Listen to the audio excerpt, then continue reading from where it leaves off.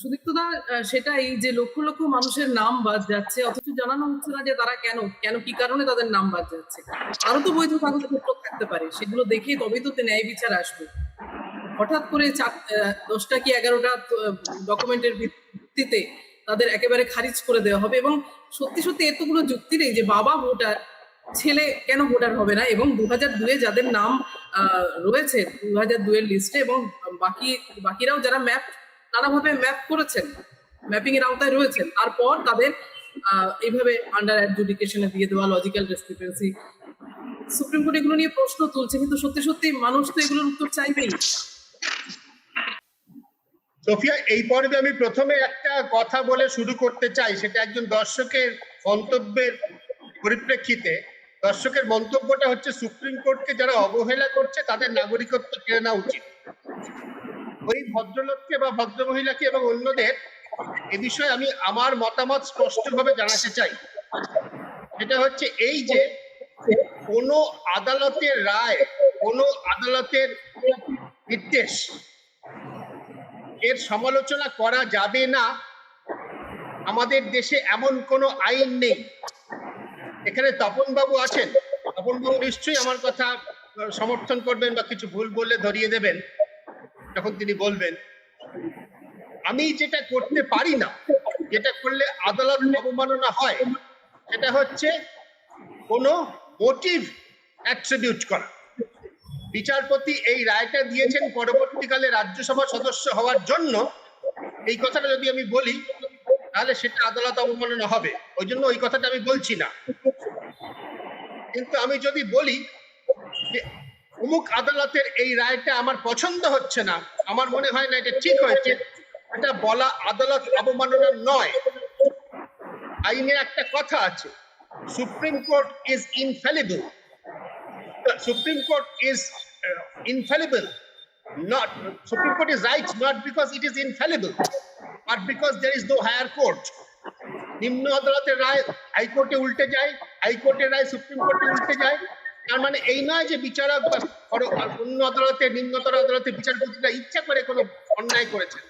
তাদের দেখা, তাদের বিচার সুপ্রিম কোর্টের পছন্দ হয়নি, সুপ্রিম কোর্ট উল্টে দিয়েছে। সুপ্রিম কোর্টে 3 সদস্যের বেঞ্চের রায় 5 সদস্যের বেঞ্চ উল্টে দিয়েছে, এরকম বহু নজির আছে। আমাদের দেশে সম্প্রতিকালে সব থেকে উল্লেখযোগ্য নজির হচ্ছে সমকামিতা সম্পর্কিত যে মামলা। সুতরাং সুপ্রিম কোর্ট এই রায় দিয়ে বা এই কথাটা বলে ঠিক করেননি, এটা আমি 100 বার বলতে পারি, আবারও বলবো। আবার ওই জন্য আমি এই পর্বে এটা বলেই শুরু করব, এটা সুপ্রিম কোর্টের বিচার্য নয় যে পশ্চিমবঙ্গ পলিটিক্যালি পোলারাইজড রাজ্য কি না। পশ্চিমবঙ্গে আইনের শাসন যদি ভেঙে পড়ে থাকে, পশ্চিমবঙ্গে যদি কোনো বেআইনি কাজ হয়ে থাকে, অবশ্যই সুপ্রিম কোর্টটা বলতে পারে। সাধারণভাবে পশ্চিমবঙ্গের রাজনীতি সম্পর্কে এ মন্তব্য করা সুপ্রিম কোর্টের এখতিয়ারের মধ্যে পড়ে না। দ্বিতীয় কথা, যে তপনবাবু খুব চমৎকার ভাবে বলেছেন, কেন মানুষ রাস্তায় নেমেছে, মানুষের দিকটা তো দেখতে হবে। একটা ভয়ের পরিবেশ, ভোটাধিকার যারা চলে যাচ্ছে, একজন দর্শক মন্তব্য করছেন, ঠিক আছে নয় বুঝলাম, পরে ফিরে পাবো, কিন্তু এবার যে ভোট দিতে পারছি না তার কি হবে? এবার যে জনপ্রতিনিধি নির্বাচনে আমার ভোটটা চলে গেল, হয়তো আগামীকালে আবার ফিরে পাবো, তখন দেখা যাবে আমার বৈধ ভোটার ছিল। তাহলে কি হবে? আমি তো ভোটাধিকার প্রয়োগ করতে পারলাম। যার অধিকার চলে গিয়েছে তার দিকে দাঁড়িয়ে তো আমাকে দেখতে হবে। আমরা বারবার বলেছি, এতদিন পর্যন্ত, অন্তত 5 বছর আগে পর্যন্ত, 10 বছর আগে পর্যন্ত তো বটেই, নির্বাচন কমিশনকে মানুষ জানতো ভোটারদের পক্ষে একটা সংস্থা।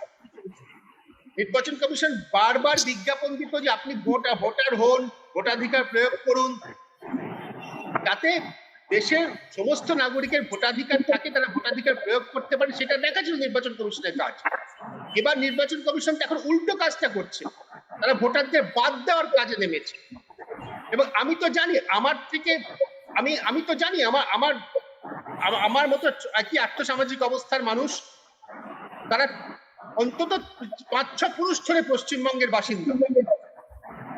বাংলার সম্ভ্রান্ত অনেদি মুসলমান পরিবার বলতে একজন, তার ভোটাধিকার চলে গিয়েছে, অ্যাডজুডিকেশনের পরেও তার ভোটাধিকার নেই। আমার পূর্বপুরুষরা মাত্র 2 প্রজন্ম আগে বাংলাদেশ থেকে এসেছিল, মানে এখনকার পূর্ববঙ্গ থেকে এসেছিল। আমরা বাঙাল, বাবার দিক থেকে আমরা ঢাকা, মায়ের দিক থেকে ফরিদপুর থেকে আমরা এসেছি। কিন্তু আমি হিন্দু ঘটনা চলে, সে মুসলিম। সে শুধু আপনি যেটা বলছিলেন কথাটা ঠিক, যে কোনো কোর্টের রায় ভুল হয়েছে। শেষ করে দেবো, আপনি বলুন। আমি এটা বলতে চাইছি যে তার ভোটাধিকার চলে গিয়ে আমার কাছে এটা খুব অন্তত এমপিরিক্যাল এভিডেন্স দিয়ে, অ্যানেকডোটাল এভিডেন্স দিয়ে খুব পরিষ্কার, কোনো পরিসংখ্যান নেই, পরিসংখ্যান ইলেকশন কমিশন দিচ্ছে না, কত ভোটারের নাম বাদ গেছে কেউ বলছে না। কিন্তু আমার কাছে অজস্র নজির আছে যার থেকে আমি বলতে পারি মুসলমান বলে বা ভোটারদের নাম বাদ দেওয়া হচ্ছে। এটা অন্যায়, এটা অবিচার, এর বিরুদ্ধে কথা বলতে হবে পরিষ্কার। এই শেষ। সরি তপন বাবু। আসলে একটা কথা আপনি ঠিকই বলছেন, আদালতে যে কোনো আদালতের রায়কে আমি ভুল বলতে পারি, তাতে কন্টেম্পট অফ কোর্ট হয় না। যেটা আপনি ঠিকই বলছেন, কোনো বিশেষ কোনো মানে জাজকে যখন আমি জাজের সম্পর্কে বলবো তখন কন্টেম্পট হবে, জাজের রায় সম্পর্কে বললে মোটেই কন্টেম্পট হয় না। এটা বলার অধিকার সকলের আছে, এই রায় ভুল হচ্ছে এটা বলা যাবে, এবং এটা বলা যায় বলেই লোয়ার কোর্ট থেকে উপরের কোর্টে যখন যান সব ক্ষেত্রে এই কথাটাই বলা হয় যে কোর্ট এটা সঠিকভাবে বুঝতে পারেননি, ভুল সিদ্ধান্ত করেছেন, আইনের ভুল ব্যাখ্যা করেছেন। এটা তো আপিল করতে গেলে প্রথম এই কথাটাই বলতে হয়, তাতে কন্টেম্পট হবে না। আসলে আমাদের যেটা এখন দাঁড়িয়ে গেল, প্র্যাকটিক্যালি একটা কি হয়েছে, এমন ভাবে সব গুলিয়ে গেছে। একটু আগে শুনছিলাম এনআরসি, এসআইআর, এই সব না কোথাও একটা জায়গায় গিয়ে মিলে যাচ্ছে। একটা বিষয় তো ঠিক, ভোটাধিকার একবার না থাকার সাথে নাগরিকত্বের আসলে কোনো সম্পর্ক নেই। নাগরিক representation of the people's act ঠিক করে, সেটা অনুযায়ী ভোট হয়। যদিও এটা ঠিক যে ভোট দেবে নাগরিক, তার মানে এটা নয় যে আমি ভোট দিতে পারলাম না বলে আমি নাগরিক থাকলাম না, এইরকম একটা সহজ সিদ্ধান্ত টানা যাবে না। কিন্তু এইটাই করা হয়ে গেল। ধরুন আরো অনেক জিনিস আছে তো যেটার জন্য আপনাকে নাগরিক হতে হয়। ধরুন আপনি মোটর ড্রাইভিং লাইসেন্স নেবেন, তার জন্যে আপনারা নাগরিক না হলে দেবে না। তার মানে যে এইটা যে ওই যে লোকটা সে বিচার করতে বসে যাবে আপনি নাগরিক কিনা, একই কথা এখানে। কিন্তু ইলেকশন কমিশনের কাজ হচ্ছে আমার ভোটার লিস্টে নাম তোলা, নাগরিকের নাম উঠবে এটা আইনে বলা আছে। মোটর ড্রাইভিং লাইসেন্স নিতে হলে নাগরিককে নিতে হবে, ঠিক আছে, কিন্তু ওই লোকটা যে মোটর ড্রাইভিং এর লাইসেন্স দেয় সেই লোকটার অথরিটি নেই নাগরিকত্ব ঠিক করে দেবার। একইভাবে ইলেকশন কমিশনের কোনো অথরিটি নেই নাগরিকত্ব ঠিক করে দেবার। তাহলে নাম ওঠানোর ক্ষেত্রে এসআইআর এ যেটা করার কথা হয়েছিল সেটা হচ্ছে যে কোনো এখানকার লোক নয়, এখানে থাকে না, বাইরে থেকে চলে এসেছে, অন্য দেশের নাগরিক যিনি তিনি ঢুকে পড়ছেন কিনা সেইটুকু শুধুমাত্র দেখতে হবে, এইটা বলতে যাবে। নামে ভুল হচ্ছে, অন্য কোনো কারণে চলে গেছে, মৃত মানুষ রয়ে গেছে, এইটা করবার ক্ষেত্রে প্রথম থেকে যেটা শুরু হলো, আবার বলছি 1 কোটি রোহিঙ্গা রয়ে গেছে, বের করতে হবে, চুন চুনকে ঘুষপেটিয়াদের বের করে দিতে হবে, এই কথাগুলো একদিকে বলা শুরু হলো। আরেকদিকে মুখ্যমন্ত্রী বলতে শুরু করলেন এসআইআর আমি করতে দেব না, একটাও যদি বৈধ ভোটারের নাম বাদ যায় তাহলে কি একটা করে ফেলবো, ইত্যাদি ইত্যাদি। আসলে এরা কেউই বিষয়টাকে কখনো রেশনাল জায়গা থেকে আলোচনা করলেন না। আমার নাম যদি এবার বাদ যায় তাহলে আমি আরেকবার নাম তুলতে পারবো না, এরকম কোথাও কোনো আশঙ্কা নেই। এবারে যেটা উনি বলছিলেন রাইটলি, লোকেরা ভয় পায়, তার একটা বড় কারণ হচ্ছে এই যে এইসব আলোচনা হচ্ছে, তাই লোকেরা ভয় পাচ্ছে। তা না হলে নাম পরে তোলা যাবে, এবার আমার নাম ডিলিট করলো বলে আমি আরেকবার বলতে পারবো না, এরকম কোনো কারণ নেই। এবং আমার যেটা মনে হচ্ছে এই যারা অ্যাপ্লাই করতে চাইছেন এবং এই ট্রাইব্যুনাল গুলো তৈরি হয়ে গেছে সব জায়গাতে, বিভিন্ন পলিটিক্যাল পার্টি, বিভিন্ন রকম এনজিও, তারা ভয়ানক ভাবে চেষ্টা করছেন যত রকম মানুষকে সাহায্য করবার জন্য যে আপিল গুলো ফাইল করে দিতে হবে।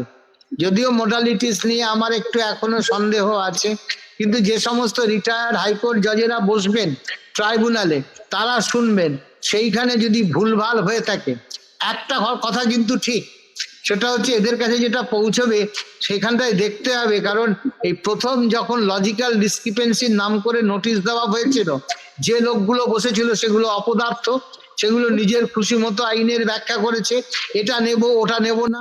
আধার কার্ড, তার সাথে আরেকটা চাই, ওটা দেওয়া যাবে না। তারা কোনটা আপলোড করেছেন কোনটা করেননি, এই লোকগুলো ভয়ানকভাবে বিষয়টাকে ডুবিয়েছে, তাতে কোনো সন্দেহ নেই। এটাও ঠিক, কিছু এতকাল পরে যখন করতে যাচ্ছি, প্রতিবার এসআইআর হোক বা নর্মাল কোর্সে রিভিশন তো প্রতি বছর হয়, রিভিশনে কিছু নাম বাদ কম বেশি হয়। এবারে একটা কম্প্রিহেন্সিভ করতে গেলে যেটা দেখা যাচ্ছে সেটা হচ্ছে একটা বিপুল পরিমাণ নাম একবারে বাদ যাচ্ছে। এর মধ্যে কিছু যথাযথ, কিছু ক্ষেত্রে প্রকৃত ভোটারের নামও বাদ যাচ্ছে, এটা বোঝা যাচ্ছে, কারণ এত সংখ্যক মানুষ ক্ষুব্ধ হয়ে উঠছেন। তার কারের মধ্যে মানে বৈধ ভোটাররা আছেন যাদের নাম বাদ দেবার সঙ্গত কোনো কারণ ছিল না, তারা হয়তো আপিলে আসবেন, এবং এই আপিল করার ক্ষেত্রে কিভাবে সমস্ত স্তর থেকে সাহায্য করা যায় সেটা কিন্তু আস্তে আস্তে সেই ভাবনাটাই করতে হবে। সময় কিন্তু 15 দিন, এইটা একটা দিক। দ্বিতীয় দিক যেটা নিয়ে আমরা খুব ভাবতে শুরু করছি আর কি, আমাদের কাছে চিন্তার বিষয়, সেটা হচ্ছে এই আপিলটা যেখানে হবে সেখানে তো পার্সোনাল হিয়ারিং হবে না, তাহলে ভুলটা কোথায় হচ্ছে, কতখানি নিয়েছেন ওরা, এবং যখন বাদ দিচ্ছেন তখন তো ডেফিনেটলি জজ সাহেবেরা একটা করে কারণ দেখিয়েছেন কেন নামটাকে বাদ দেওয়া হচ্ছে। এইটার কপিগুলো ঠিকঠাক মতো পাওয়া যাবে কিনা, আপিল করতে হলে এটা জরুরি হয়ে পড়বে, ঠিক কি কারণে আমার নামটা কেটে দেওয়া হলো। এইবার এসব হবে, কিন্তু এটাও তো ঠিক এইভাবে রাস্তা আটকে রেখে এভাবে করে এর যেটা ফল হবে, আজকে সুপ্রিম কোর্ট বলে বসছেন আইন শৃঙ্খলা নেই। এখন আইন শৃঙ্খলা নেই বলে যদি ইলেকশন পিছিয়ে যায় তাহলে রাষ্ট্রপতির শাসন হওয়া বাধ্যতামূলক, আর কোনো রাস্তা থাকছে না। যদি আইন শৃঙ্খলার প্রশ্নে নাও করেন, ইলেকশনটাও যদি একটু পিছিয়ে যায় তাহলে পরেই এখানে রাষ্ট্রপতি শাসন জারি করতে হবে, বিধানসভা ভাঙতে হবে। এই পরিস্থিতিটা কিন্তু ক্রমশ যেদিকে ঠেলছে সেই দিকে হচ্ছে। তারপরে হচ্ছে, এটা তো ঠিক জন্য একটা লোকেরও যদি ভোটাধিকার বাদ যায় সেটা খুব দুঃখের কথা। যেখানে সুপ্রিম কোর্ট রাইটলি বললেন দেখো একবার ভোট দিতে পারলে না মানে, ইংল্যান্ডে কিন্তু এসব বড় বড় কেস হয়ে গেছে। অ্যাসবি ভার্সেস হোয়াইট বলে একটা বিখ্যাত মামলা হয়েছিল, সেখানে একটা লোক ভোট দিতে না পেরে সে ভোট দিতে পারেনি, পরবর্তীকালে মামলা করে, বলো দেখো তোমার ক্ষতিটা কি হয়েছে, কারণ তুমি যাকে ভোট দেবে ভাবছিলে সে তো জিতেই গেছে অনেক ভোটে, তোমার একটা ভোট দিয়েছো বা দাওনি তাতে কি যায় আসে। কিন্তু ইংল্যান্ডের কোর্ট কিন্তু তাকে কমপ্লেন করেছে, না তার রাইটটা কাটেলড হয়ে গেছিল, তার যে ভোট দেবার রাইটটা কাটেলড হয়েছে, অতএব সে কম্পেনসেশন পাওয়ার তার অধিকার আছে। এটা কিন্তু এখানেও একটা হতেই পারে যে তুমি ইলেকশন কমিশন বিনা কারণে আমার নামটা কেটে দিলে, আমাকে ভোট দিতে দিলে না, আমার ক্যান্ডিডেট জিতেছে কি জেতেনি বড় কথা না, আমি আমার রাইটটা থেকে বঞ্চিত হয়েছি। তো সেবারে গভর্নমেন্টের বিরুদ্ধে, ইলেকশন কমিশনের বিরুদ্ধে যদি লোকেরা সত্যিই মামলা করতে বসে থাকে যে আমার রাইট কাটেল করেছো, আমাকে কম্পেনসেশন দাও, একদিন না একদিন এই প্রশ্ন উঠবে। এই ব্যাপারটা ঠিক হচ্ছে না। এমন ইলেকশন কমিশন ঠিকই অত্যন্ত দায়িত্ব জ্ঞানহীনের মতো কাজ করেছে, অনেক আগে থেকে করতে পারতো, যাতে করে ভোট করার আগেই এই বিষয়টা যা যেখানে ডিসপিউট আছে মিটিয়ে নেওয়া যেত, এটা করা উচিত ছিল। এখন তো যা হয়ে গেছে সেটা নিয়ে আমরা আর কিছু করতে পারবো না। আমাদের এখন একটাই বিষয়, সেটা হচ্ছে যেটুকু বাকি আছে 60 লক্ষের, সেইটুকু জজ সাহেবরা করুন, তাদেরকে সত্যিই প্রোটেকশন যেটা সুপ্রিম কোর্ট দিতে বলেছেন এই প্রোটেকশনটা দেওয়া হোক। লোকজনদেরকেও বলা যে তোমরা এইভাবে রাস্তা আটকে না থেকে বরঞ্চ সবাই মিলে একটা কাজ করো, দ্রুত আপিলগুলোকে ফাইল করো। সবই জোকাতে একটা বিয়েতে তো শুরু হয়ে গেছে, মানে 21টা ট্রাইব্যুনাল শুরু হয়ে গেছে এবং তারা কাজ শুরু করেছেন, সেইখানে গিয়ে আপিলগুলোকে ফাইল করো। করে একটা বলা যেতে পারে দেখো আমারটা তো এখনো হলো না, ভোট কি হয়ে যাবে, সে প্রশ্নের জবাব আমি জানি না কিভাবে হবে, সুপ্রিম কোর্টই বা কি দেবেন। কিন্তু কিন্তু এটাতে একেবারে তার মানেই তাকে নিয়ে গিয়ে বাইরে ফেলে দেবে সেরকমও ব্যাপারটা হবে না। তার জন্য একটা আলাদা পদ্ধতি নিতে হবে, সেটা এইখানে আমার নাম কাটলেই আমাকে নিয়ে গিয়ে বঙ্গোপসাগরে ফেলে দেবে না।